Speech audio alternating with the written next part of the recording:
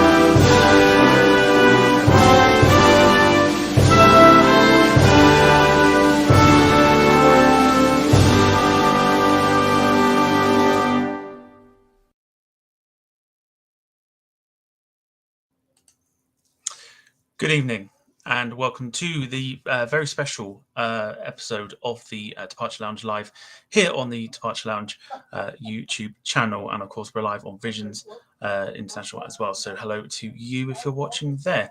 If you can hear a lot of chatting outside, just whilst I was playing the little tribute, Tesco's have turned up next door, so if you can hear that, that's why.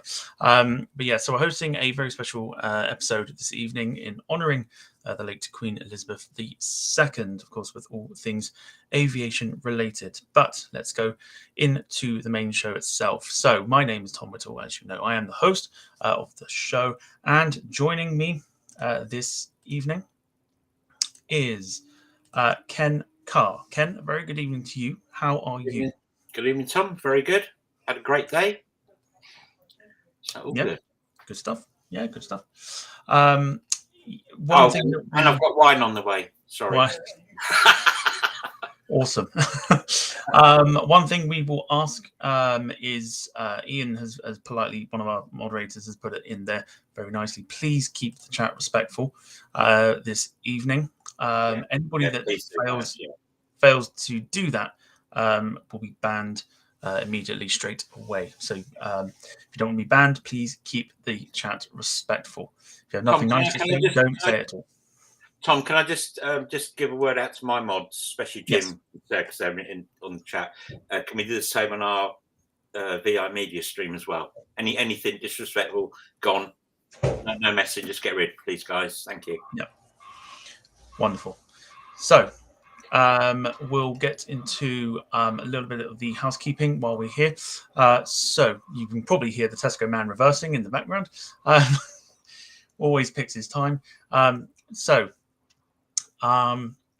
We are on social medias. You can find us in the descriptions below on Facebook, Instagram, and Twitter if you want to keep up to date with everything that's happening with the show. You can also follow Visions as well, which I think most follow them as well. Not put the links in the description, but they are there somewhere. But you can find them easily on YouTube and Facebook. We also have a shop which you can purchase and support the channel, merchandise and other little goodies that you may want to buy for yourself or friends or family or loved ones. Also, we are supporting, you can see at the top from a couple of weeks ago, we are supporting the hashtag Save Cornwall Aviation Heritage Centre. The petition to sign is in the description as well. So if you can help them out, they're doing really well with their campaign so far. So if you can help them out with a few signatures, please consider doing so and saving a wonderful, wonderful aviation centre. Lastly, we are also on Facebook in the Departure Lounge community channel, which is a Facebook community group for everyone to join to share your aviation photos, stories from past and present, which a lot of us are doing in there. So if you want to be part of that, come find us on Facebook. And lastly, if you want to be a guest on the show, do consider sending us a message to get you on the show. So have a nice chat with myself and Ken. So, Ken, anything you want to add to the sort of housekeeping? Not really. Just welcome everybody. Obviously we're going through a rather bit of a sad time at the moment, and it's been a bit difficult to know what we should and shouldn't do. I think the topic for tonight is spot on, really. Yes. We can't mourn forever, so let's sort of celebrate a great life, and let's hit it.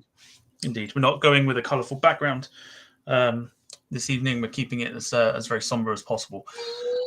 So we'll see who's here. So Jim Gemmell is here in the chat. He says evening, so hello to you. Serena Riley, the one of our moderators, is there too. Jack Roll.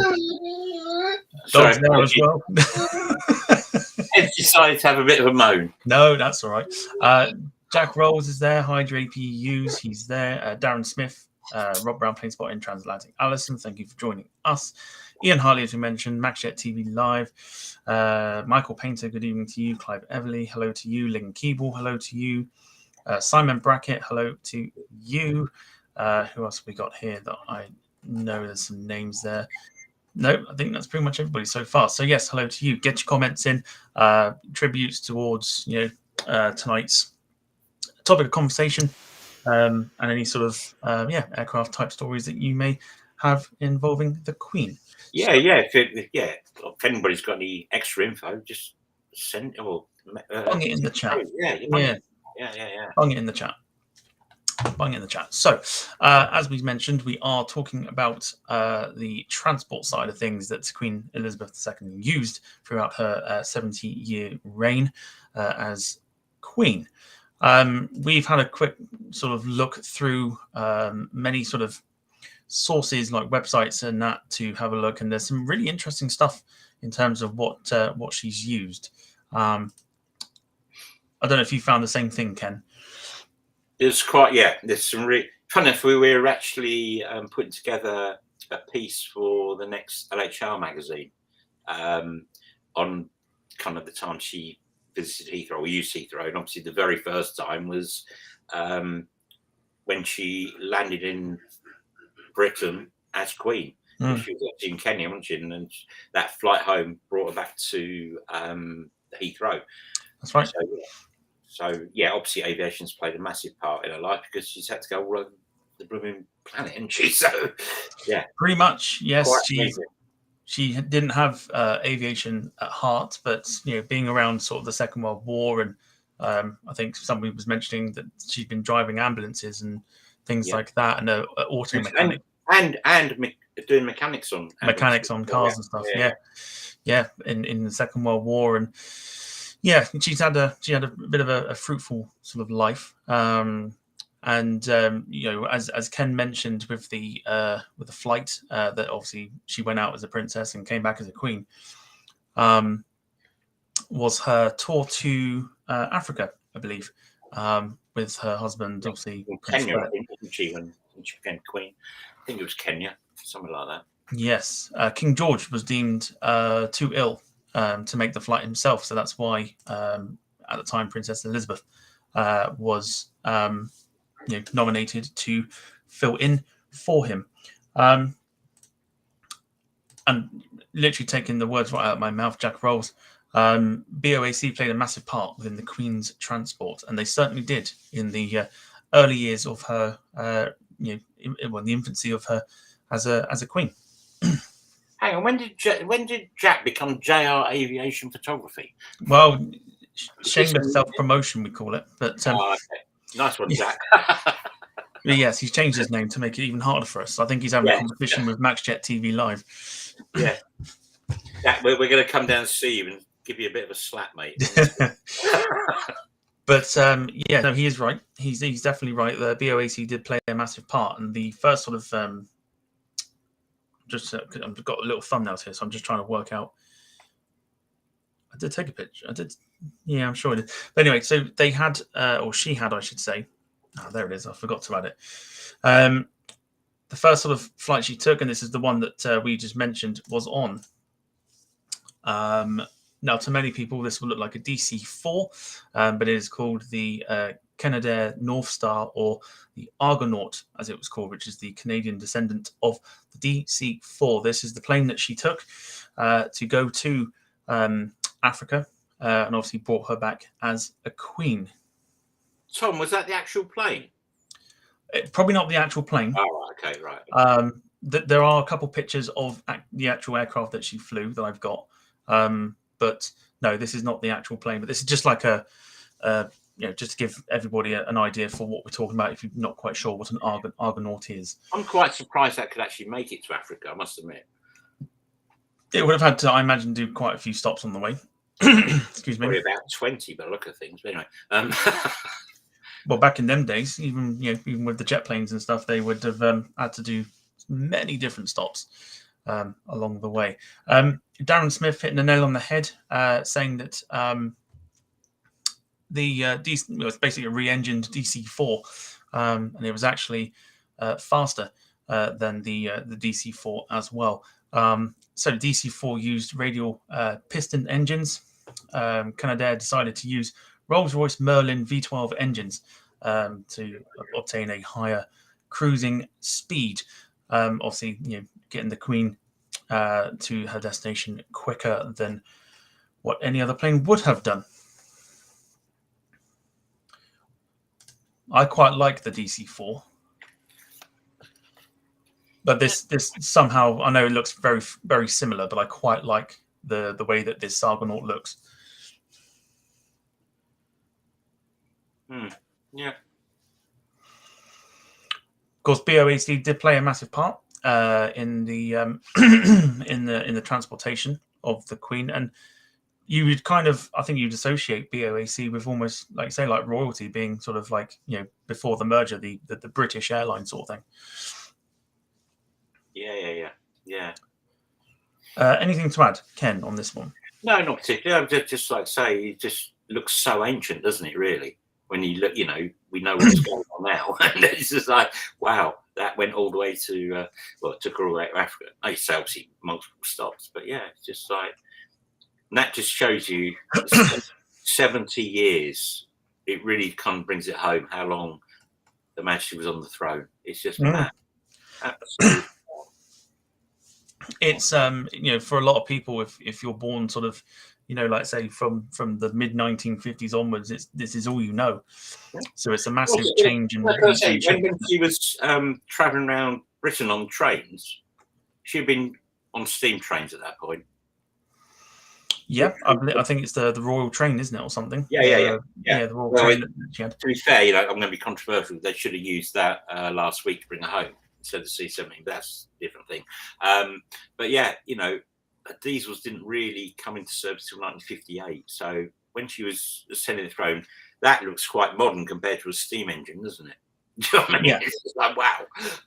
And I think probably given the state of affairs at the time, just after the Second World War and stuff, to kind of go in on a 4-engined propeller plane, and quite as we call same sort of thing with like the British Airways Landau livery, quite a regal like royalty livery sort of thing.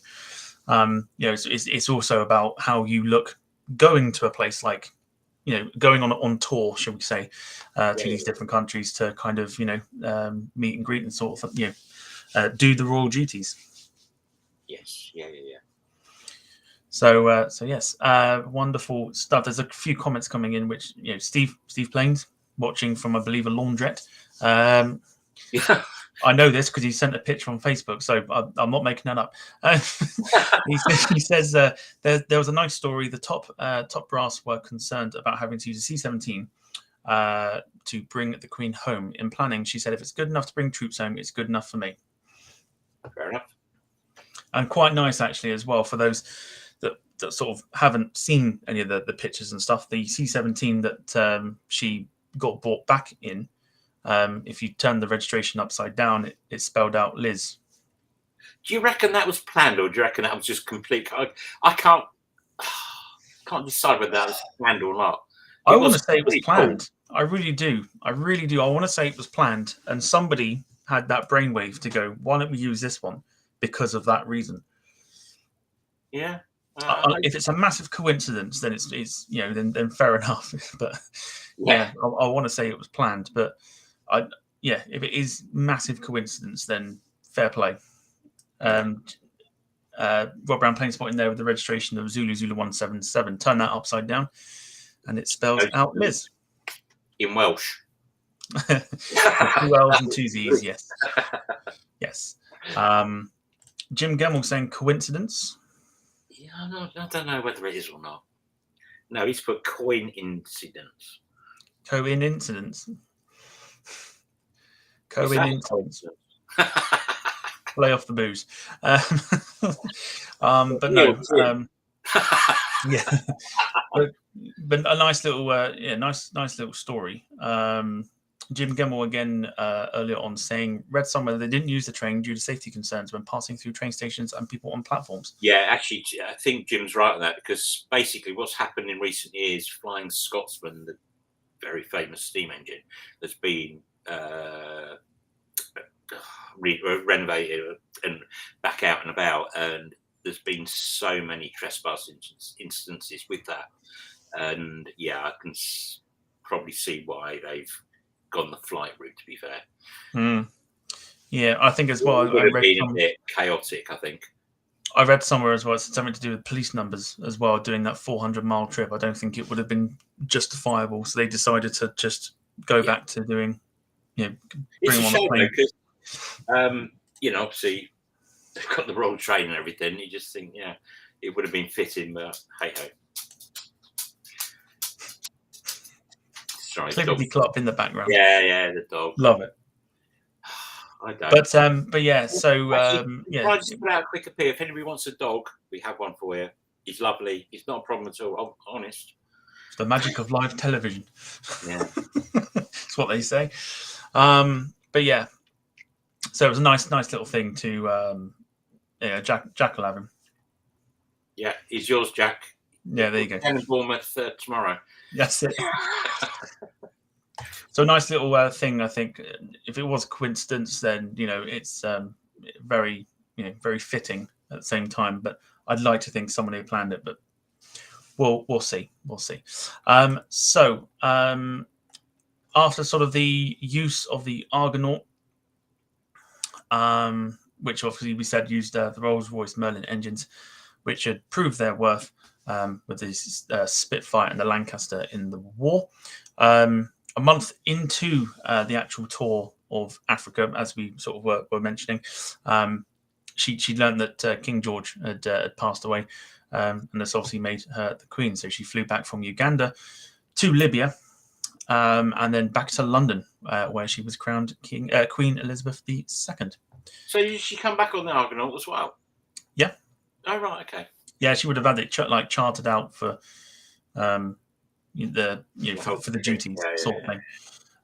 And Transatlantic Allison with a very good point, saying with just under 4,000 nautical mile range, it would have had to stop once. Wow. So definitely didn't come back in a Cessna. So yeah, no, very good information. Yeah, thank you very much for that. Rob Brown plane spotting again, saying Herc was considered, but the noise of the Herc would thought it would break the solemnity of the occasion. Did you notice that C-17 kind of flew about 21,000 foot on the way back? It didn't actually go. No, it did. It kept at the level, didn't it? Yeah, didn't go to cruising. Yeah. And then quite a few people. We down here it was all cloudy, but certainly over the Manchester area, there's a few people managed to get pickies of it and everything, which I thought was quite cool, really. Yeah. Yeah, and I've driven past Northolt quite a few times, and to see a C-17 going into Northolt on any day is quite remarkable. But it must have been quite an occasion because obviously on the telly, on TV and everything, it was all broadcast and stuff. So it must have been quite the honour as well to sort of be the recipient airport. If you notice on the telly, Tom, the visibility that night was really bad. It was only about 3,000 foot in London. You could actually, it was because we'd actually considered going out there to go and see it. And we kind of like, I don't know, the weather was rubbish, so we didn't. But I do kind of wish now we had. But there you go. Regret to have a few, etc., etc. Well, it's one of those things. But even if you've watched it on the telly and stuff, it's still quite something to to try and get your head around at the same time. Even now, it's still very surreal because you think you're still being led by a queen. But it's one of those things. It's going to take a while to adjust to. But so she learned of the death of King George whilst on the tour. And remarkably, not long after that, so I think about 18 months or so. I'm not going to do quick math, but June 1953, she made aviation history when she embarked on a flight on the BOAC Comet with the Queen Mother and Princess Margaret. So she became the first ever sort of royal to embark on a jet-powered flight, and it helped popularize the new technology by showing how safe it was, even for the Queen and her two daughters.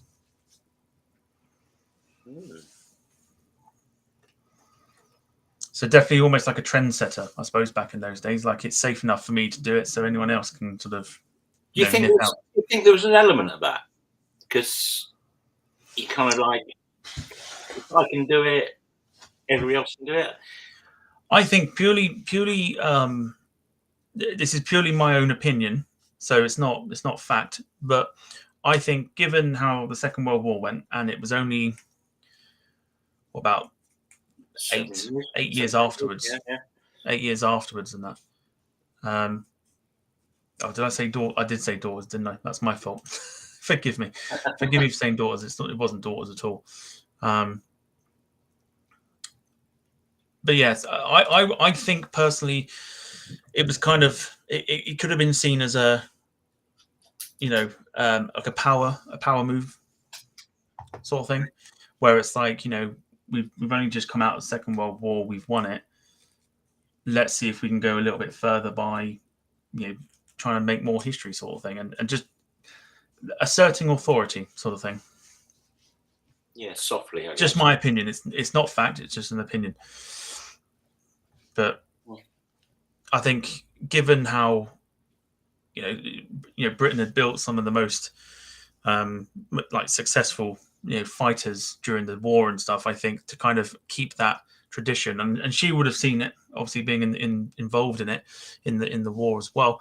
She'd have seen how successful Galanks and Spitfires and things like that were, and proving, or going out there to try and prove that jet powered flight was a successful move even back then, sort of thing, even on a Comet that was British built. Yeah, I think it was a bit of flag waving. I really do. Fair play, because at the end of the day, she has kind of done that all the way, or she did do that kind of all the way through her life, really. She was always promoting our stuff, wasn't she? And I think, she probably did that on purpose. Be seen, bang, Rule Britannia, etc., etc. I think so. I think it's like a power play, I think, in terms of flag waving, like you said. But so that sort of pioneered the way to kind of assert British dominance in the aviation industry by being the first monarch and or things like that, first royal to embark on a jet powered flight. Like throughout the entire reign that she had, she continued to use commercial flights chartered by British air carriers as well. So, and what I thought was quite funny when sort of researching it earlier today was that, even though anybody that flies abroad has to have a passport and things like that, but because of her status as queen, she didn't need one because the British passports were issued in the name of the Queen. So it seemed stupid to issue herself one. So she didn't have one. She didn't have a passport. She was free to go wherever she liked. Did she have a duty-free allowance? This is what we need to know. Was she like buying like 4,000 fags and then like flogging them around the palace? Do you know, it's the one thing I didn't research. Shame on you, Thomas. I know, slacking. But yeah, it was just. I thought it was. I did have a bit of a chuckle because it is a bit like, well, they are mine. I don't need one, sort of thing. And it's crazy to think about traveling. Yeah, but did you think any world leader, like Biden last night, there was nobody there checking his passport, was there? At Stansted, he got straight into the beast off to London. So I'm guessing it's probably like that for all world leaders. Yeah, I mean, I don't know. It was a little bit crazy. But then maybe they do that behind. I don't know. I mean, I'm not a political expert type thing. I honestly wouldn't know. But it's weird to think about. If I turned up and went, well, I'd like to go to Italy, sort of thing. Yeah, just go straight through. No passport check, no nothing, because I don't have one. So it's weird to think about. But so I had a little chuckle when it when I was reading it. So. Yeah, but also you're not going to be driven onto the tarmac straight onto the plane either, are you? No, I've got to go wait for everybody else. Yeah, and you've got to do your baggage check-in and all this. I don't think the Queen had to do that. I wouldn't have thought so. But yeah, I thought that was quite fascinating.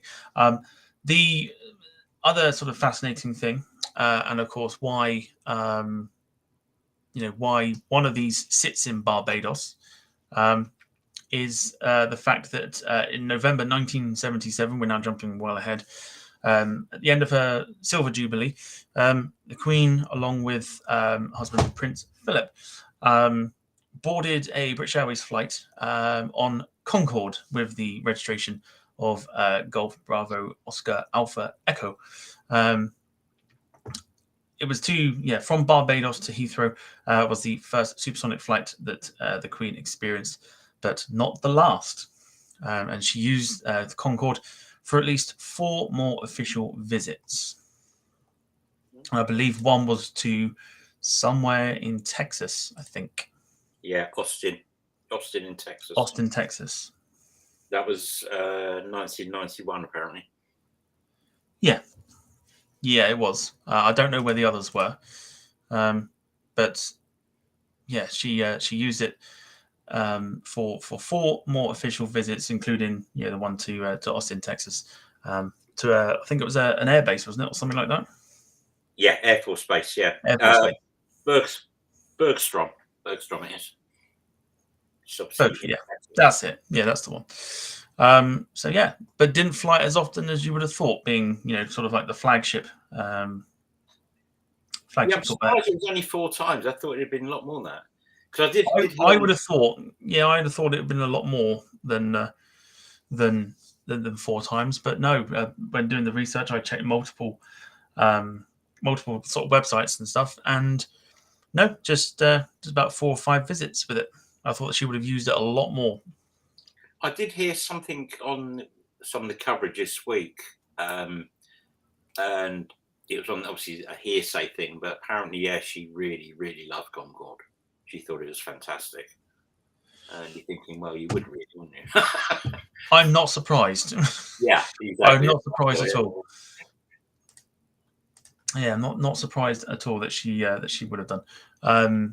I think anybody that had been on it, would have absolutely enjoyed the experience. I've for my job, I've moved Concorde pilots into other places, and some of the stories that they've told me about it is it does make you very jealous. Very, very jealous that being the age that I am, I'm born well before I was able to maybe even have a chance to go onto it. So yeah, some of the stories are fascinating to listen to, especially when flying Concorde. So I think if the pilots loved it, then I think the Queen definitely would have done. But again, surprised that she didn't use it more. If she loved it that much, I'm surprised she didn't use it often enough. Possibly so. Actually, there's a good question from Darren there. I wonder how many different aircraft types the Queen has flown. I tried to find sort of numbers, but couldn't because it's every time you type in like Queen's planes and things like that, most of them are all about the C-17 and that, so that doesn't help me at all. There's the Royal Flight or the Queen's Flight, wasn't there? But then she did take a lot of commercial before the Queen's Flight came in. So yeah, and then of course the special squadron of Queen's Flight, and that got merged or turned into I think it's Squadron number 30. Yeah. That was then introduces the sort of the Queen's Squadron. Thank you very much to Jack.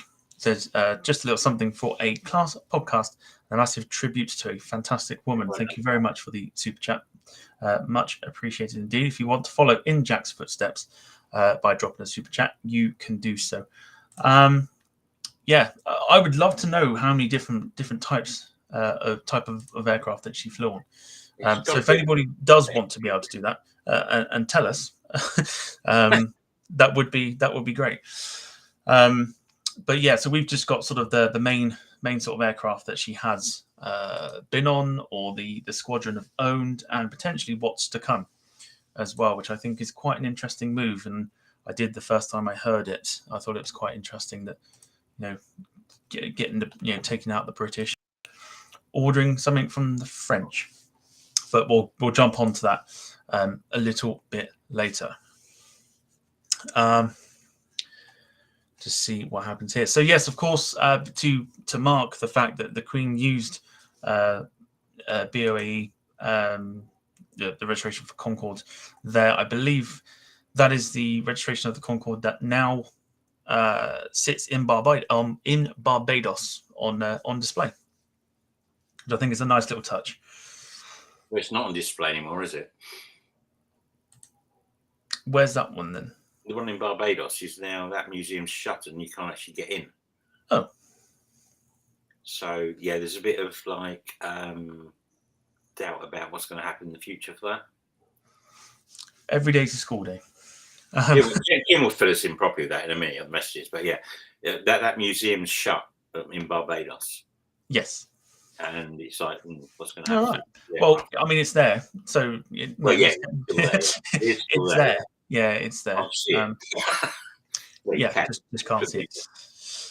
Darren Smith, I mean, we're playing the guessing game. He says, I know she flew on the Comet, the VC-10, 747, and Concorde for starters, all the icons. And an Avro York. Girl. An Avro York, probably, definitely. Dakota, possibly. Oh, yeah, for the Royal Visit to Nepal in 1960. So she did a Dakota. Cool. And I forgot to put it up. But you did the chipmunk. There is the image of the Queen and Prince Philip. That's the Austin, Texas one, isn't it? I think that is. It is. Yeah, I believe it is. Yeah. Getting off the plane in Austin, Texas. So judging by the smile on her face, she definitely enjoyed the flight over. No, she's thinking great, duty free. Yeah. Can you take me there? Yes. I don't know. But yes, we'll move away from Concorde. And like I say, I mean, Alison's given it a good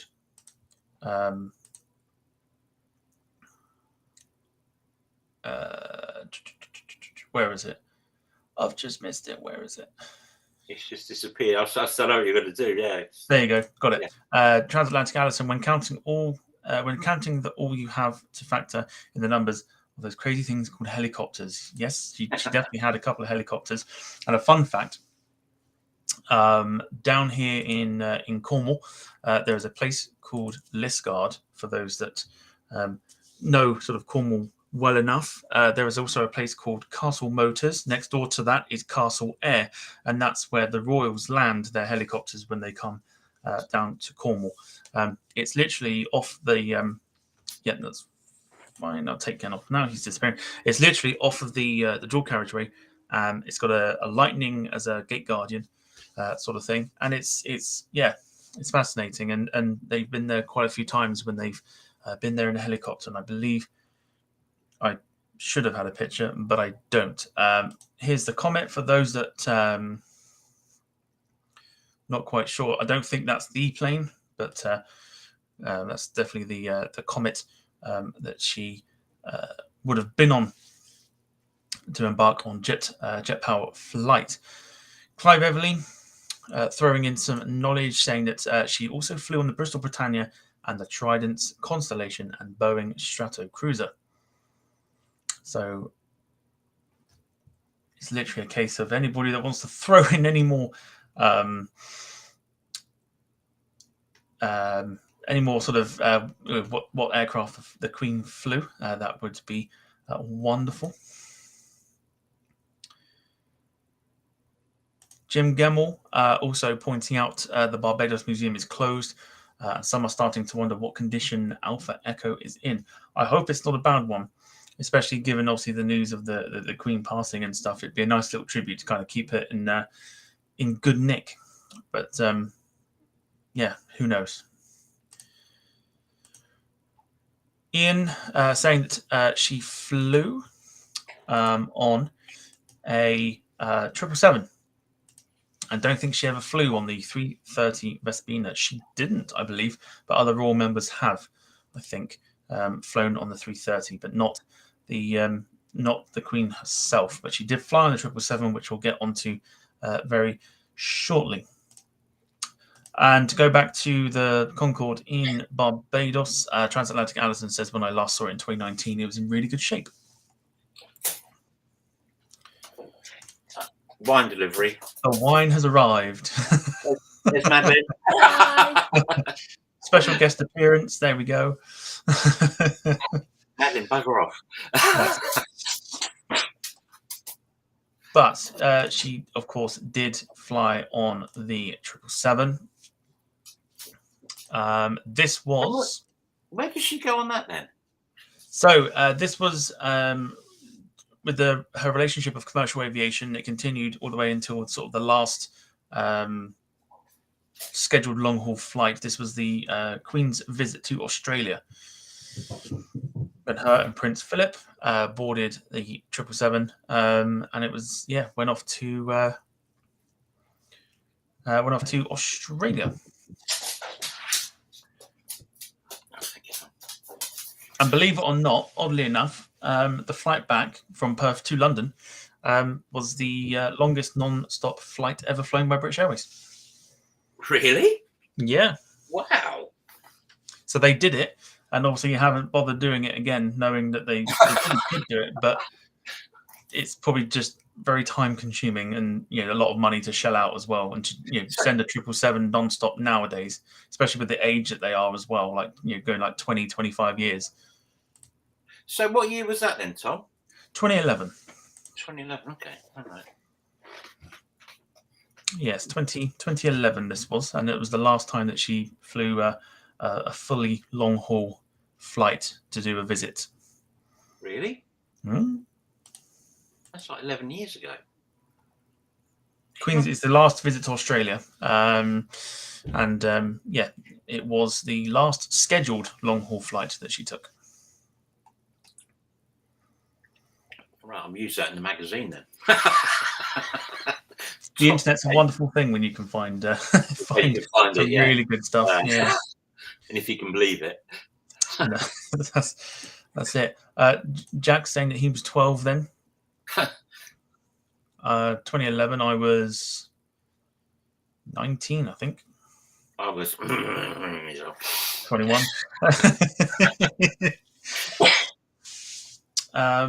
Actually, that's when we start. No, it wasn't. No, that's when we start getting the buses. No, don't. Sorry, don't. Ignore. David Bone says, I remember many visits of a Queen's flight BAE 146 to my local airport of Aberdeen on her many visits to Balmoral. Of course, retiring, I think it was this year, wasn't it? They retired the BAE 146s, I think.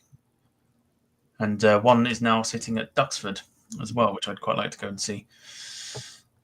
They should have one at Aberdeen, really, shouldn't they? I don't even know where the other one is.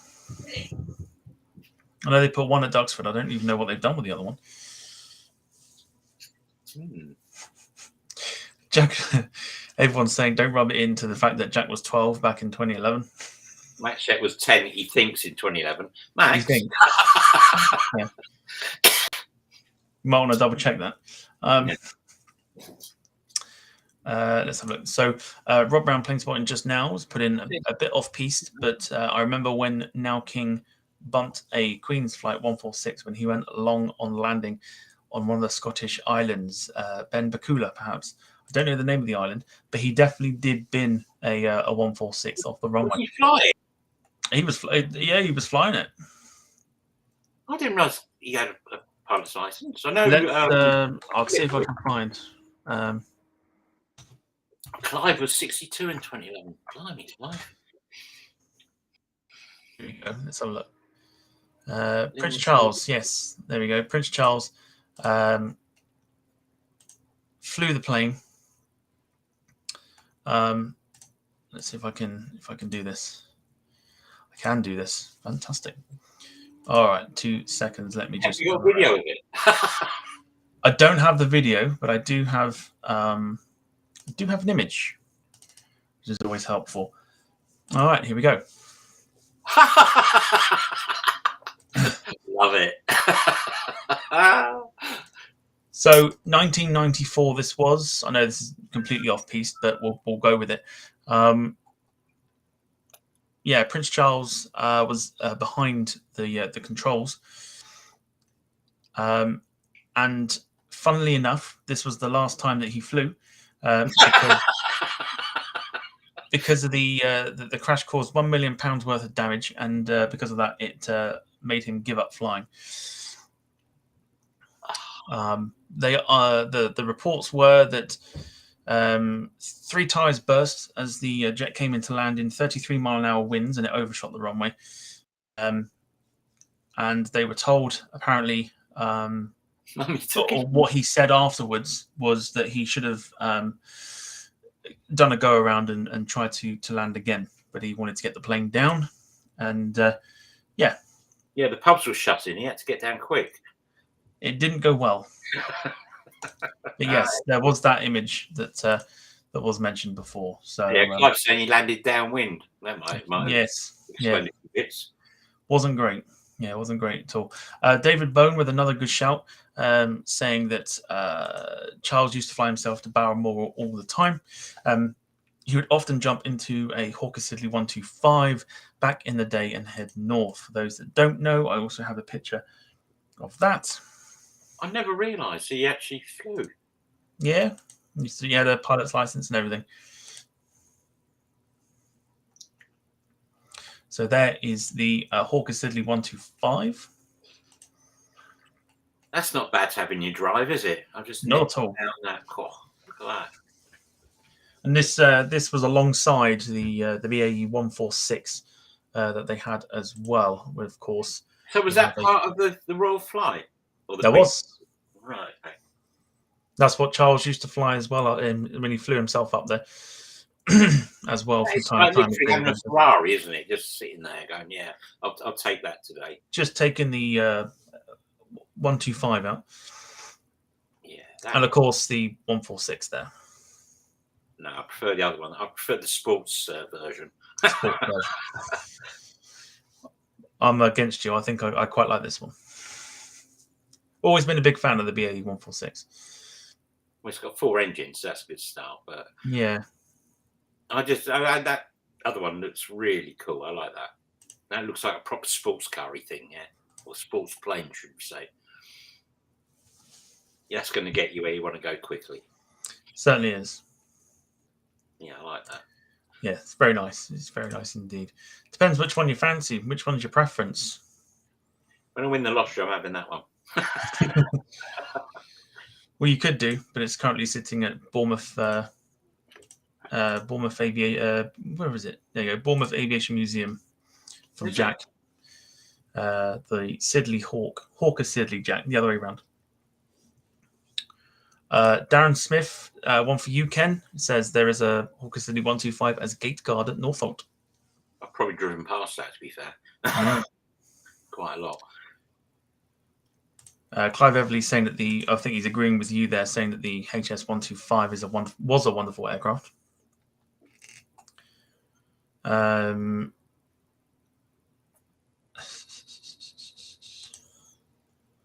think there's some information here from Greg Hoybers. So hello to you first and foremost. Saying that the first visit to the US in 1957 began in Jamestown, then headed to Washington, D.C. That flight was not by one of her own flight planes, but by Eisenhower's own Columbine 3, the only Lockheed VC-121E built. Good gen, Greg. Good gen. Like that. Really good info. Thank you very much for that, Greg.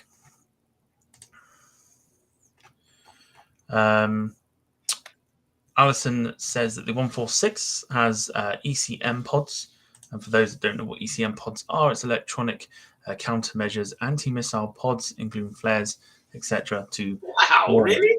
Yeah. Let's have a look at the picture again, see if you can spot them. Is it that stuff at the back? Back of the plane. Underneath the registration there. Registration, yeah. Wow.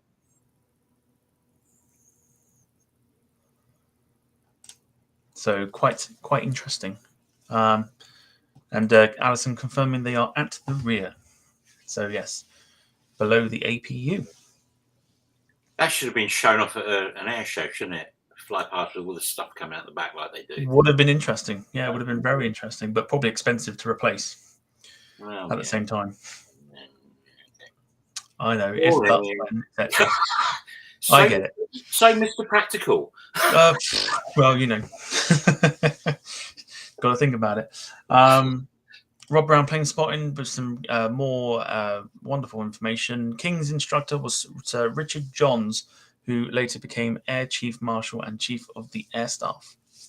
Okay, cool. Good stuff. Yeah, so away from that, as we mentioned, the Queen's Flight was a dedicated fleet formed by the Queen's father as the world's first head of state aircraft unit, which was only dedicated to short-haul and regional flights. Surprisingly enough, it was not before 1986 that the unit acquired its first jets, which were two of the BAE 146s, which we saw fitted with a VIP cabin. So they've been in the fleet for a while. Don't fit in flares. Possibly, I imagine the stuff, the aircraft that they're going to be buying to replace them will probably be fitted with them as well. You would no hope doubt. So. But if I just I've accidentally scrolled past my notes there.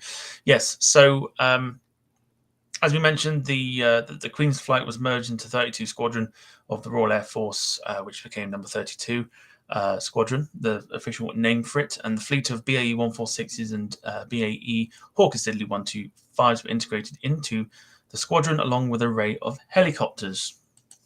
Now, I don't have a picture of the helicopter because I completely forgot to do it, but I'm going to grab one just now. Don't tell Alison, she'll get upset. I know. Alison's not a fan of helicopters, so Alison, you might want to turn away. Or Close your eyes now, Alison.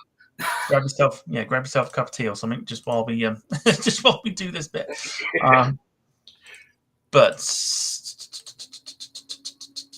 Right, let's get that picture in there. I know Jack likes his helicopters as well.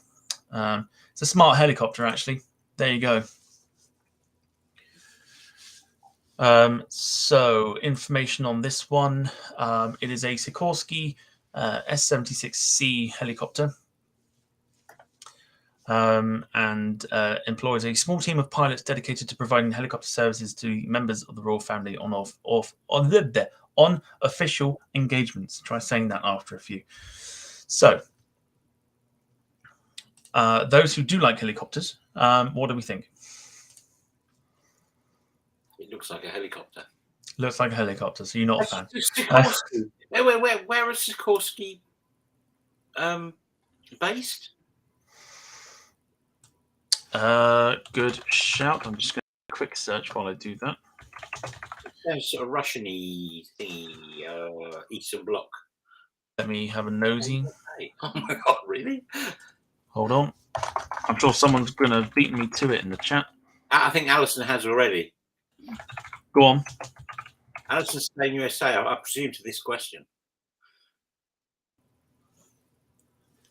Okay. So Sikorsky Helicopters is based in Stratford, Connecticut in the US. Wow. That sounds so Eastern European, doesn't it?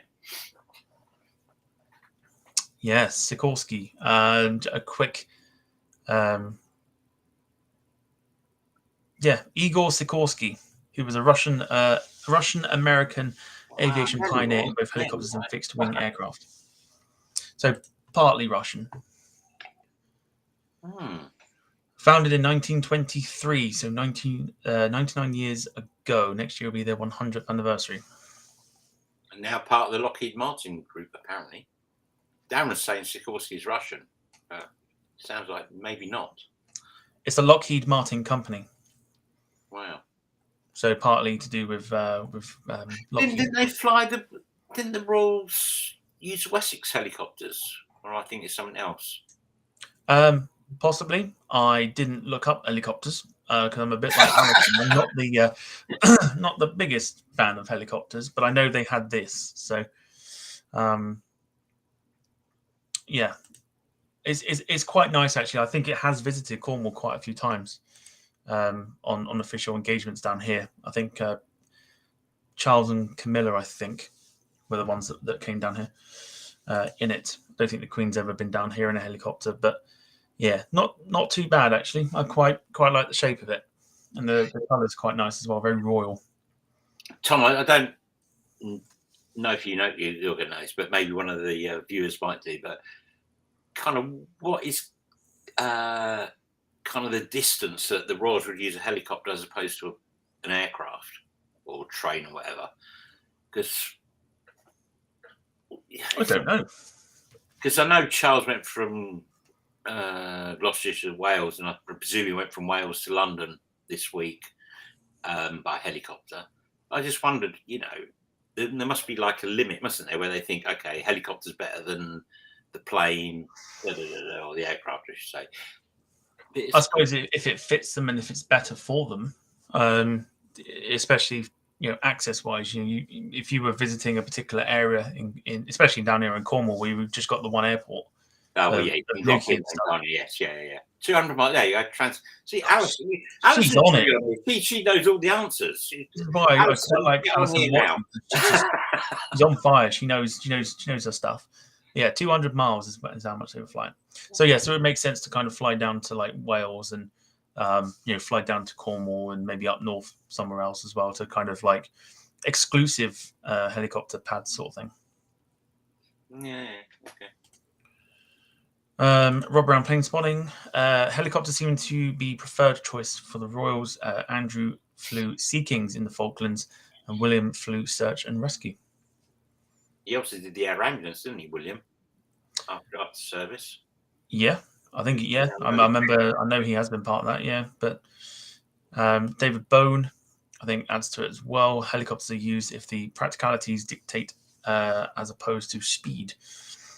So it's more practical than just how quickly you'll get there. Well, yes, yeah, I do appreciate that. Yeah. And Harry did patches as well, couldn't Alison? Yeah, and Ian's saying that as well. Yep, Ian. Yep. And MaxJet, yeah. MaxJet TV live on Google. Good old Google. Yeah. May have been 12 back or 10 back in 2011, but Google was definitely still around then.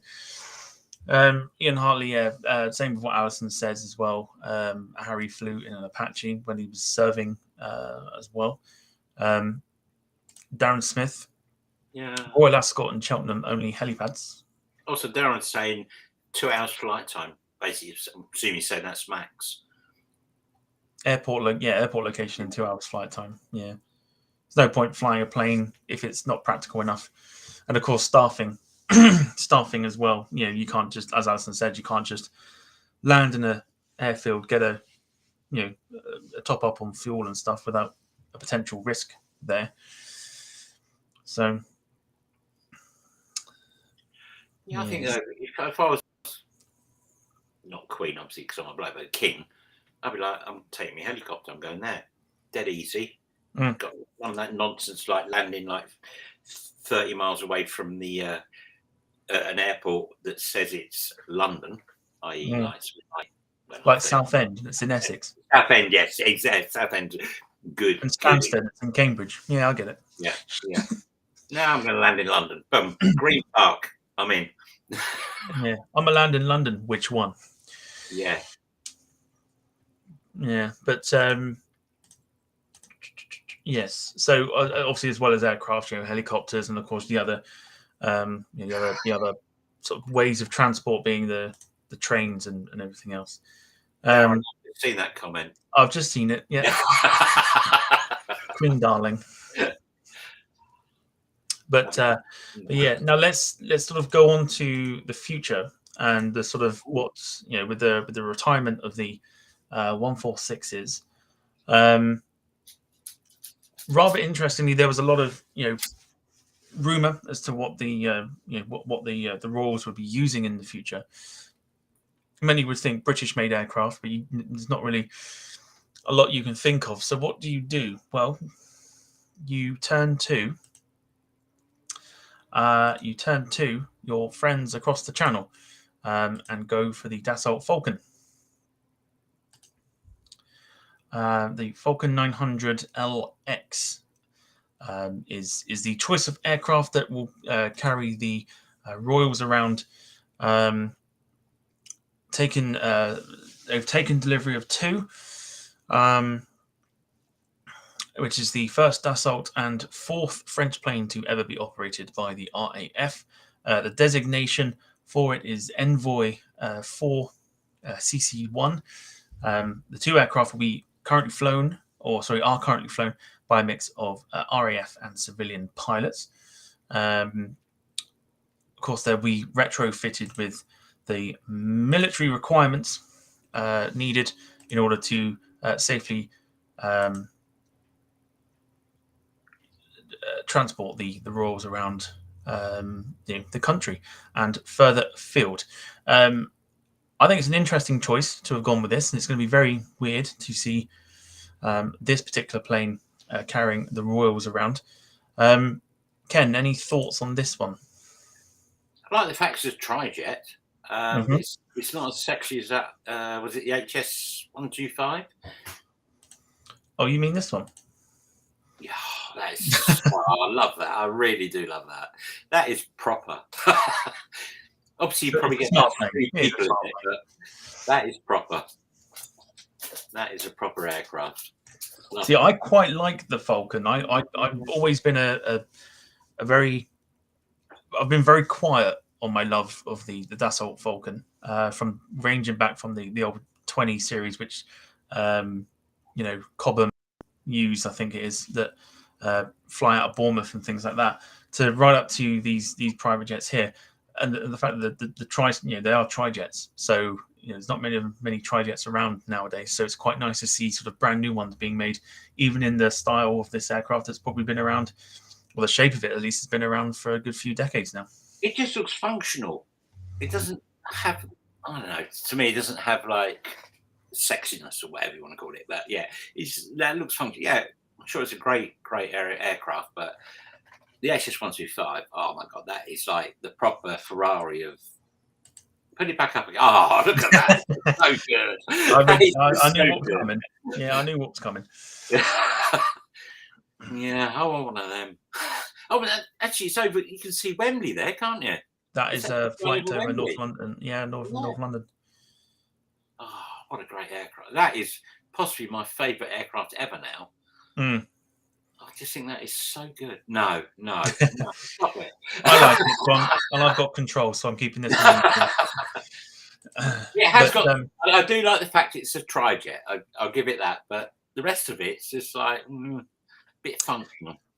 I do think it was very interesting, because I think, along with a lot of people, I think I was down the route of going down like the Bombardier route, where Canadian sort of connections and everything else, like Rob Brown Planespotting was saying, why not choose Bombardier? At least they have a Canadian connection sort of thing. And it would make sense to have done that, but they've obviously gone literally across the channel and picked out a plane which is obviously very, very reliable, with so many already being built and so many variants of it being built. Boring. Well, there's also that. For those that are massive fans of the Hawker Siddeley 125, obviously this will be very boring for you. But life in the fast lane. But I think ultimately, I think the Queen probably would have had a say. I don't know if she would have done. This is just purely expressing an opinion. I imagine she probably would have had a say as to what was to potentially replace it. But the two aircraft, the two aircraft have already been seen, obviously carrying the children of the Queen up to Balmoral, obviously hours before the announcement was made about the passing of the Queen. So we've already seen them, but they will need to be retrofitted with the military. So these are back in service then, are they? Are these already in service, Tom? They're in service at the moment, I think, used as an emergency type thing, just to get the... Yeah, I'd use them in an emergency when there's nothing better going. Well, you'd probably use that. Yes, absolutely. That is just... Oh, no, Tom. I'd use that. But, so we've already seen them. If you were watching the coverage on the telly, you would have seen these aircraft taxiing at RAF Northolt. But yeah, they will need to be properly retrofitted, and I think the sort of official use, as they say, and I say official use for them, is supposed to be scheduled for April 2024.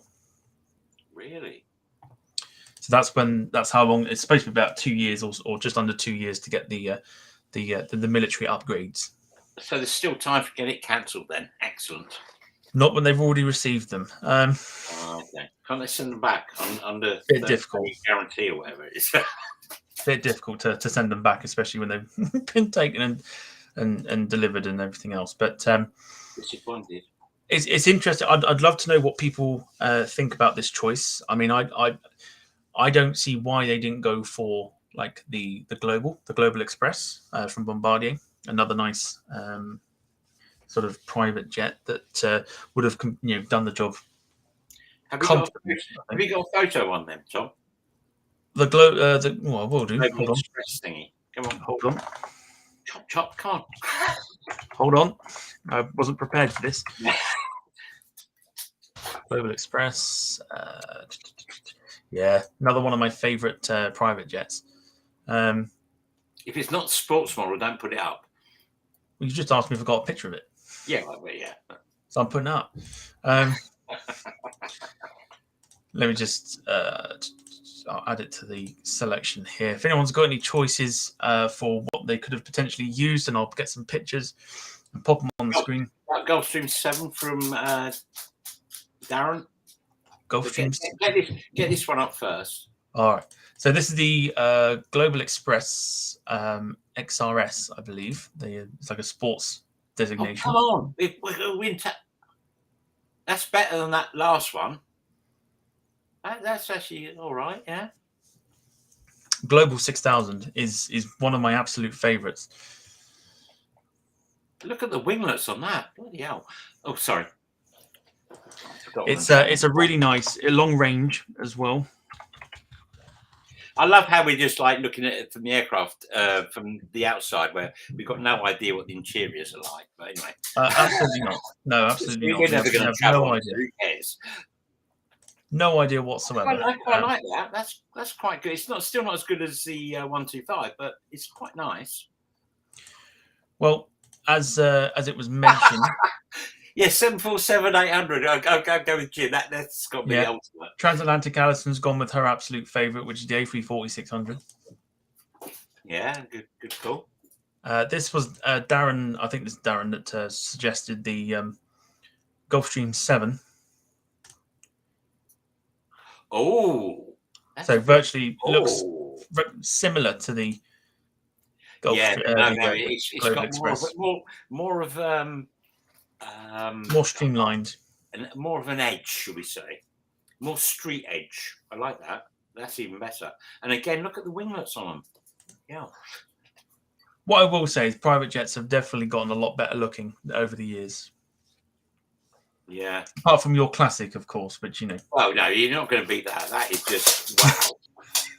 Sorry, that is like literally the MG of, sorry, we've got. It is a sports plane. It literally is like a sports plane. You have Clippy Floppy Dog behind me, but that is defo. Ted, oh my God. Out, go on. That is, honestly, I just think that is just so cool. It's a bit retro. It's obviously sports model. Yeah, I like that. But that is quite good as well, to be fair. But they haven't gone for that, have they? What's quite funny, Rob Brown plane spotting, I'm guessing a Cessna 172 is out of the question. I'd imagine it probably is. And I think if the Queen knew her plane, I think she'd have a good giggle at that as well. Sorry, Tom, just to say, I'm glad Sarah's still watching. Hi, Sarah, in the pub. That I had to leave to come and do this. Yes. Get home safe.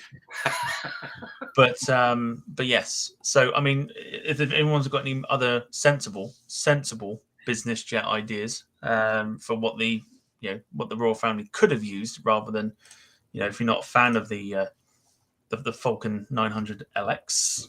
That is actually the most boring plane we've seen all night, isn't it? It's controversial because I quite like it. So that must make me boring. Yeah, you're boring, Tom. Yeah. Right, well, it's been a fun night. Now,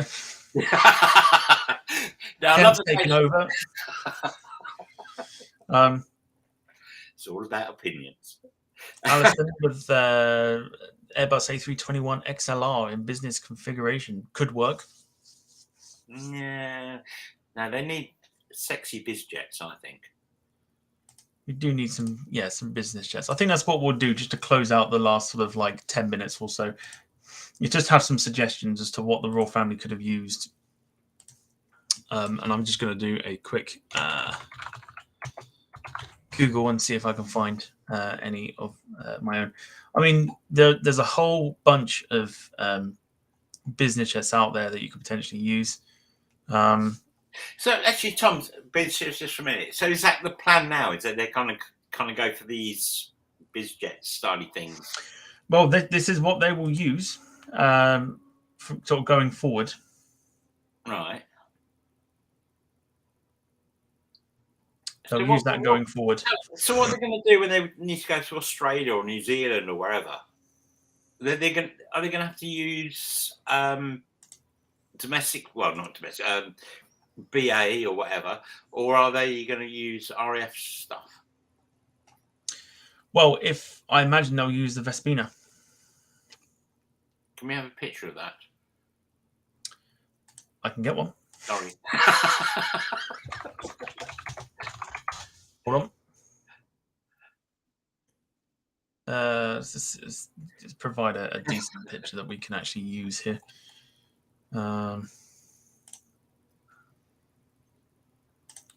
Let's use that one. Yeah, Transatlantic Alison's got it. They need a BizJet C-17. That would be awesome. Could you imagine? Yes. Yeah, could you imagine? That'd be fantastic. A very quick one. The Queen did use this flying back from Balmoral for the Platinum Jubilee, which we had this year. Yeah, we need bigger planes. Which is essentially a business version of the Embraer 145, or 135, I should say. Having stood in the dark at Stansted last night at 10 o'clock watching Biden come in with his 747, we defo need a big plane. Well, we've got one. Yeah, look, it's got bits hanging out of it. Not all the time. Jim Gemmell with the option of boom overture. Oh wait, that's not going to work, is it? Yeah. Not if it's not got any engines. But that's for another day. So yes, that's the Vespina. Some interesting. A business jet. Could you imagine a business jet C-17? That would be fantastic. It works for Qatar. Rob Brown plane spotting. There you go. Works for Qatar. They got a C-17 in Qatar colours. Tom, find a photo of that. Really? Have you not seen it? No. All right, hold on. Oh, wow. All right, hang on. Oh, in anticipation now. This is good. There's a lot of anticipation. I'm hoping it kind of lives up to it because I think it's quite smart. And it's like the only C-17 that actually bears a proper civilian livery as well. So how is it laid out? Is it just basically a C-17 but in their colours, or is there actually just a standard C-17? Oh, is it? Okay. Just in, just in the colours of Qatar. I'm just going to put it onto the screen now. All right. Anyone that's not seen the Qatar C-17, let me know what you think. Oh, get in. Oh, yes. So why is it in that colour? Is it just because it's freight or cargo? Or I'm not entirely sure. I mean, like I said, I'm not completely clued up and things like that. And it is the only C-17 that bears a civilian livery. Why they've painted it like that, I suppose it's just a bit different. There you go. Has a posh sub cabin, carries the Qatar family cars. Actually, Alison, what is a sub cabin? Is that the kind of bit behind the cockpit where people sit? I don't know. Possibly. Yeah, possibly. Someone will. I was thinking this the other day when the Queen was transported from Edinburgh and Princess Anne was on there. I'm thinking, surely she's not going to be like strapped in the side, like, you know, you see these military aircraft and everybody's kind of all the paratroopers, whatever was doing stuff, they're all strapped in. So I think surely that can't happen. There must be somewhere to sit properly. Well, I mean that's why they did it on the C-17 and didn't do it on any other aircraft. Otherwise, you'd have to put her in the hold, and it's not. Not really. I thought a C-17 was all hold. I must admit. Yeah, but rather than actually put them where luggage would go, it's a little bit more dignified to. It's got there you go. Look, Alison said it's got a seating area. Posh is an abstract concept on a C-17. Yeah, it's really, it throws your mind a little bit because you don't normally see a military plane in civilian colours. Unless you're used to seeing Hercules and stuff, obviously that's a little bit different because obviously there are civilian versions of them. But you couldn't imagine, C-17. I wonder what the C-17 would have been like as an airliner. Uncomfortable, probably. Unless probably wouldn't land. Would have to give you a parachute and that. Yeah, is that once they've got the drop door at the back, haven't they? Disembarking would be brilliant. Yeah, the view would be epic. Yeah, the view would be nice. We're getting off the point. But so that the C-17 in imagine one of them in a like a British Airways or something like that. Just to like throw it off, sort of thing.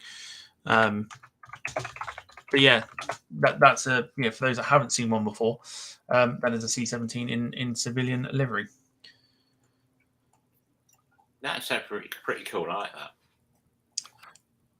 that. So let's have a look as well. Let's go back to Mac. Yes. No. So basically, to kind of wrap the whole thing up,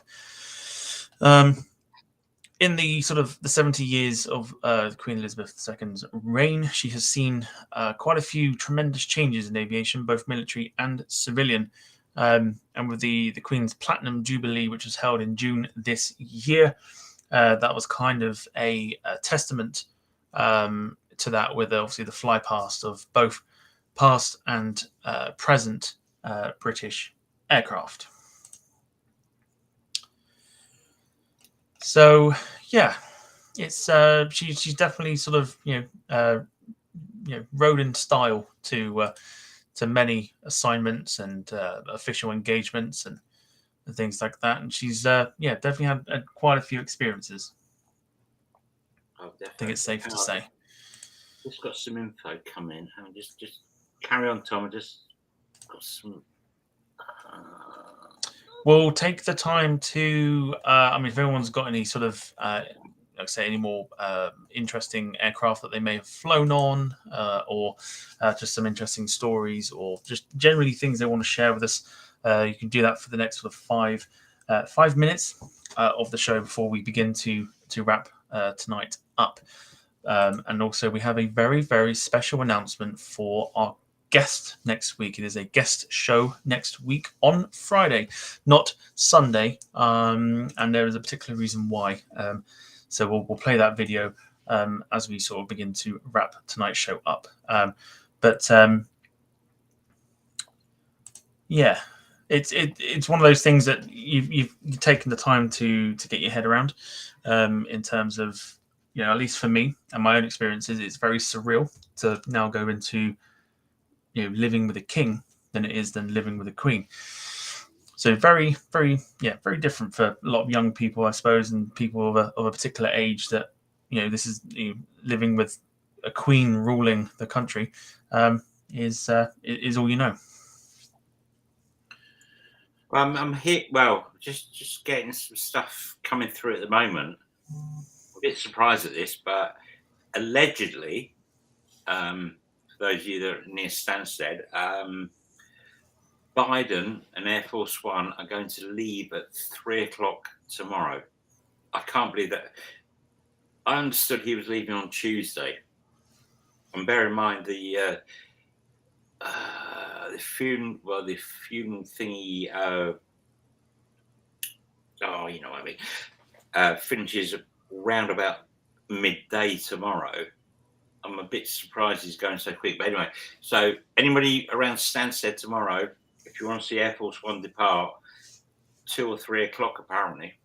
That's quite interesting. Yeah, I thought he was going Tuesday because looking at the White House stuff, he's supposed to be in the UK on Tuesday, i.e. leaving Tuesday. But anyway, so yeah, if you want to see Air Force One in daylight, unlike us last night in the dark, maybe tomorrow about 3 o'clock.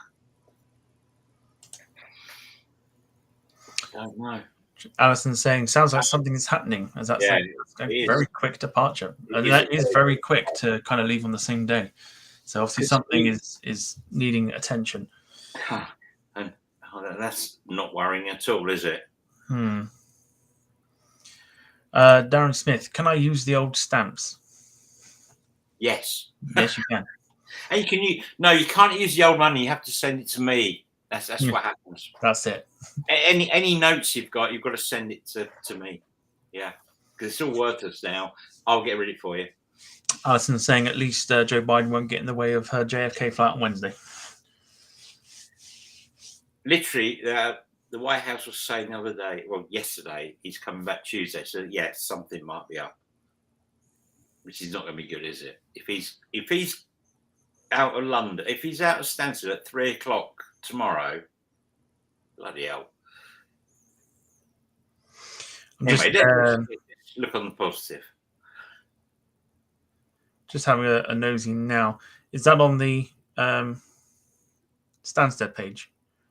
Alison, that naughty girl. But you're not wrong. Most of the notes in London already have Charlie on the map. Do they really? Can't imagine what that must. I don't know what she means by that at all. No, shocking. No. Yes, I'm just having a look here to see.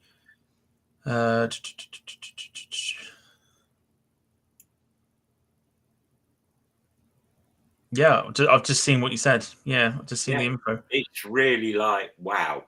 He was supposed to go Tuesday, defo.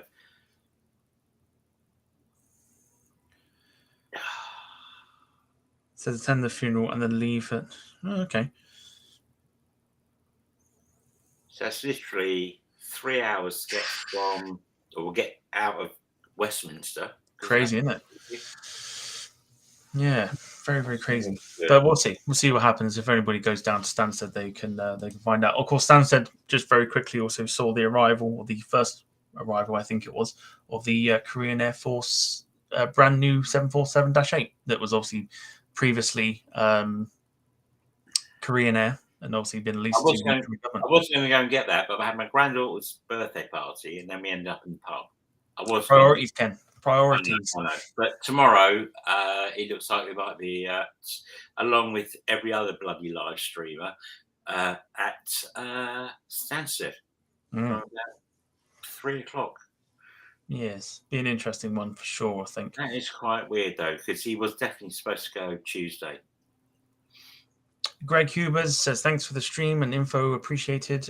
Jim, Lynn, Max Jet TV Live, and Clive, and of course everybody else. Thank you for tuning in, Greg. If you've liked this evening, do consider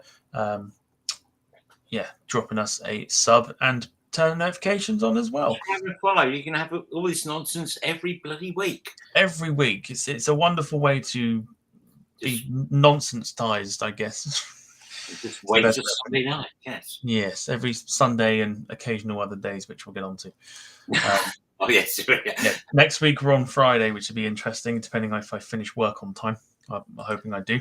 But yes, but we'll get to that shortly. So we'll begin to wrap the show up. Hopefully, we've added a little bit of lightheartedness to the somber situation, obviously going on over the last sort of week and a half or so. Hopefully we've kind of provided a little bit of a smile and a little bit of a giggle at the same time, all in good nature, of course. But this is part of the show now where we do some shout outs, and then after the shout outs we'll announce who we have next week, or in however long it is, was it 6 days time, on Friday. So if you want to drop any super chats, you can while we do some shout outs. But if you have any shout outs for friends, loved ones, or any sort of nice messages towards the Queen, do pop them into the chat as we do our shout outs, and we will show them on screen. Ken, we'll start with you. Okay. Well, first and foremost, thank you to the Queen.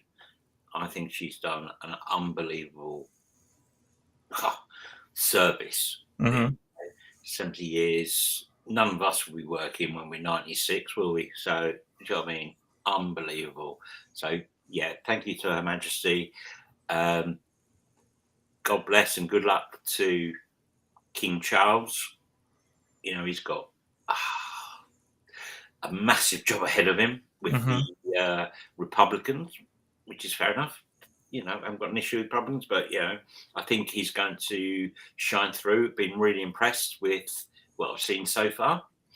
And to our viewers, thank you for watching.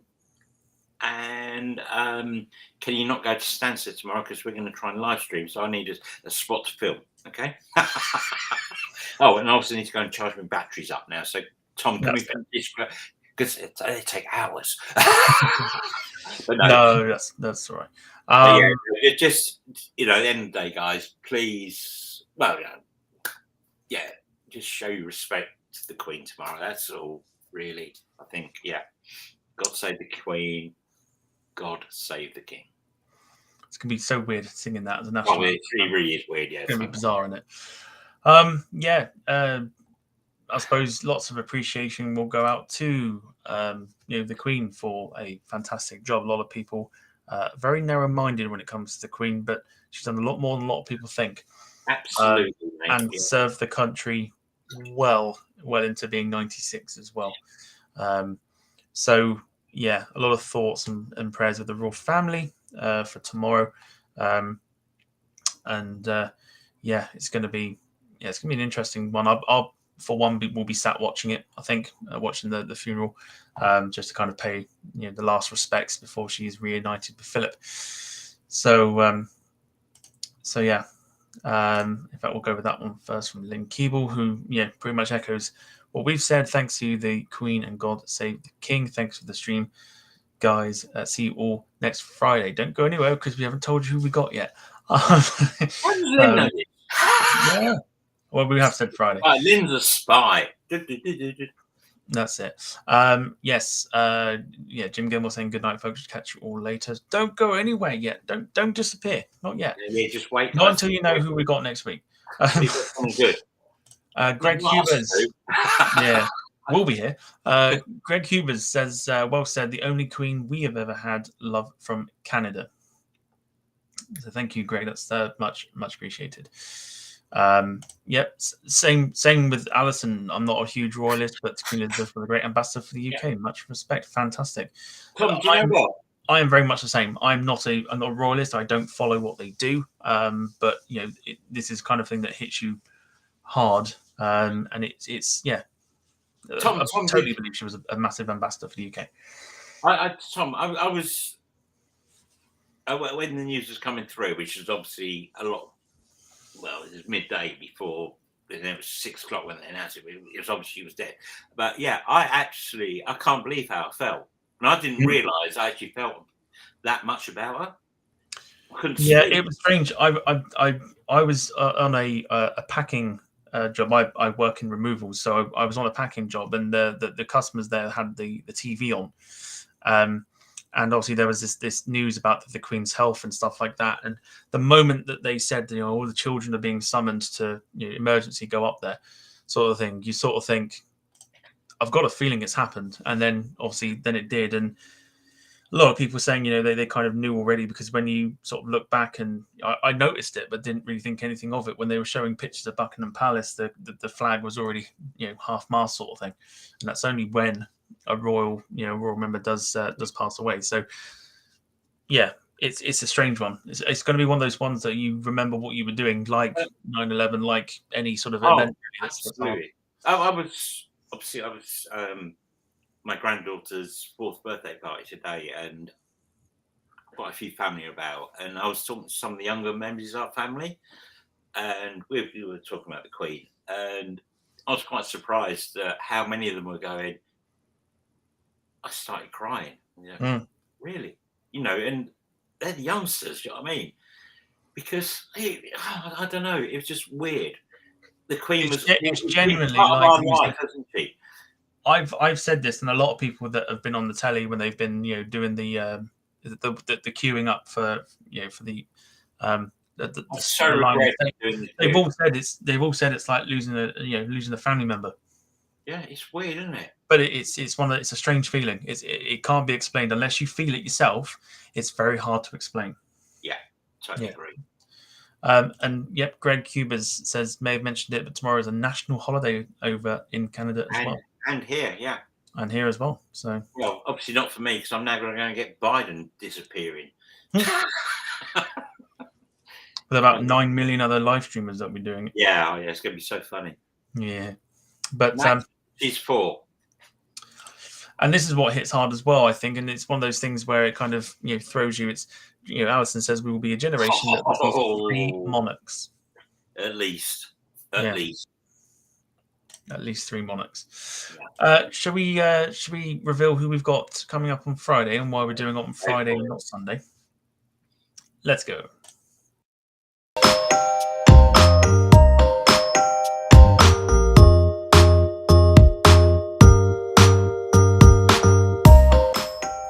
Hi guys, it's Petter here from Mentor Pilot. I hope you're all doing absolutely fantastic.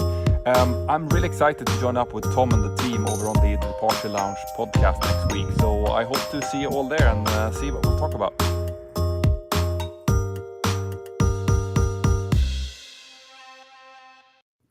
Oh yeah.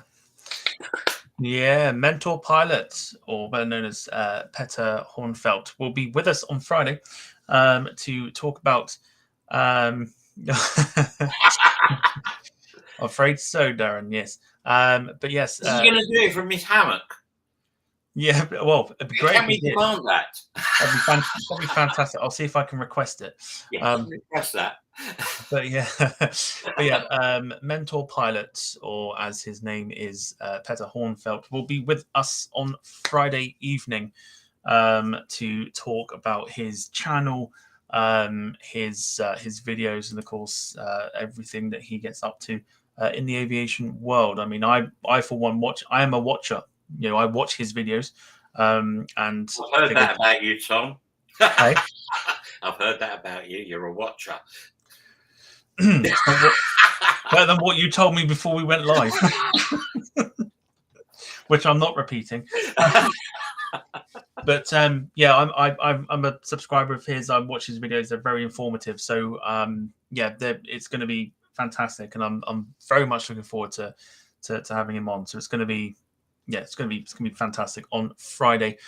Not sure of the timing yet. Probably 8 o'clock, I would say, but that will be confirmed. Ken will also confirm if he'll be there. Yeah, I'll be there. or both at the same time. Are we allowed to do this from the pub? If you can get yourself live from the pub, that means you can do it wherever you like. We tried that before on the phone, then it didn't work.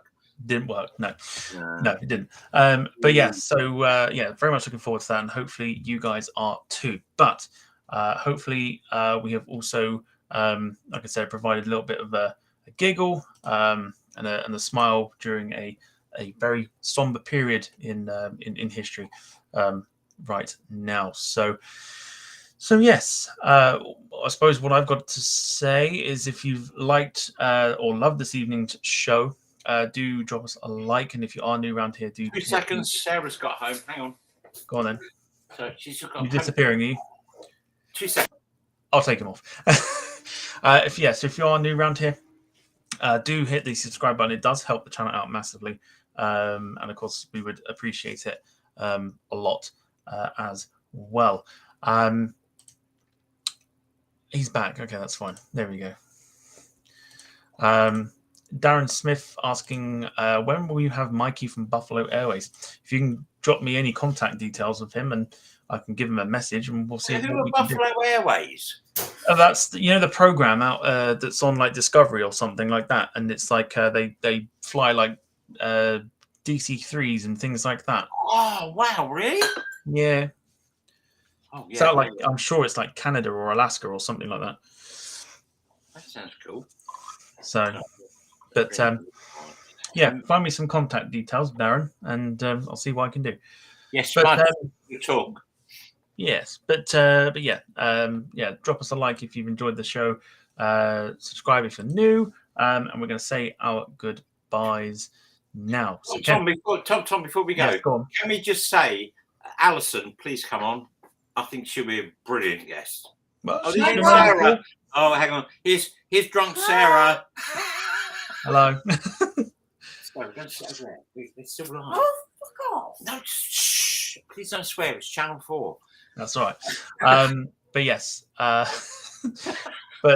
yes. Alison has been on before. I know that. On again. Yeah, we can get her on again. I think that'd be fantastic. I'm sure she'll contact me when she's free to do so. But yes, I've got contact details now, so I'll see what I can do. Ken, let's say our goodbyes. Over to you first. Yeah. Well, thank you all for watching. I hope you enjoyed it. And like I say, at this time we've got to pay tribute to the Queen and hope King Charles does his stuff and blah blah blah blah. Yeah, that's it. Can't really. It just it's been quite an emotional 10 days, is it now? It'll be 10 days today, isn't it? It really is. It's affected lots of people more than they ever thought it ever would do. And things move on, obviously. So, guys, come on. Let's make Britain better and greater. Good stuff. We'll see you next week. All that's left for me to say is thank you very much for watching. Please, if you can, pay any respect to the Queen tomorrow by observing the 2-minute silence as well at midday. And from us all here at the Departure Lounge, stay safe, take care, and God save the Queen, and long live the King. Take care, everybody. Good night.